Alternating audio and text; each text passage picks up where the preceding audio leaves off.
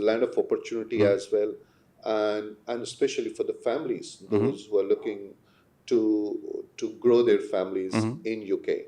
What I understand, with this perspective, can you give us some overview of UK residency and citizenship options available through the investment routes?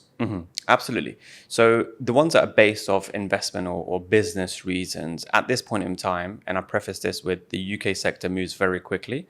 So in a year's time, this might have changed. But right now, as of today, we have three major options. We have the Innovator Founder Visa, which is designed at very high level technical businesses. And those are really for the kind of elite of Silicon Valley and computer-based businesses. So I wouldn't recommend it for most people, but the other two options are much better, I would say. The second option being the expansion worker visa. That's effectively to come and make a branch of an existing company in the UK. So if you have, if you're working for a company in the UAE or anywhere else in the world, or you own a business anywhere in the world and you want to make a branch of that in the UK, that's a very effective route. And the final option is called the self-sponsored skilled worker or the self-sponsored business visa. That's where we set up a brand new company for you, like a startup, and you effectively sponsor yourself as the senior employee of that company. And both of these routes are fantastic ways to enter the UK market and have a clear path to PR and citizenship.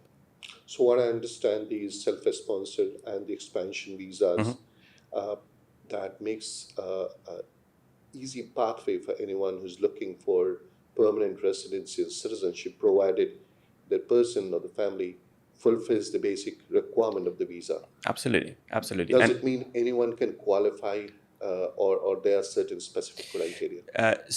certainly for the expansion worker visa, there's some requirements for the company. It needs to be trading for 3 years. That's really the only major criteria. And as long as obviously you have an involvement in the company and you can show that. With the self-sponsored visa, it doesn't really have any major requirements apart from the fact that you'll need to pass an English test, a level 4.0 on the IELTS scale. But the great thing about both visas is that ultimately they don't have any business requirements to meet the PR. They're simply based off being able to meet the salary payment.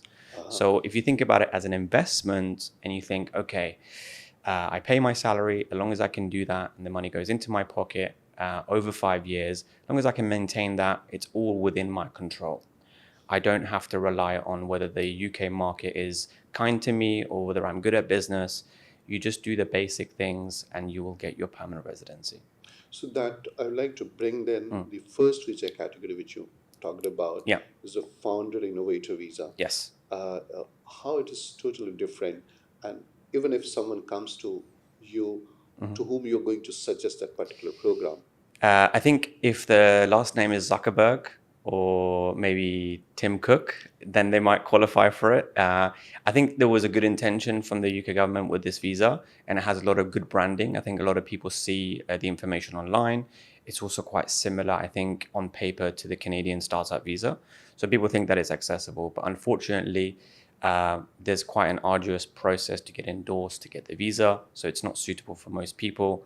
It's not something that a lawyer can create a business plan for you. It should be something that you have an acute understanding of and uses technology. But equally, to get to the end of the road, the permanent residency is very difficult because the inverse of the other visas, it has very strict business criteria.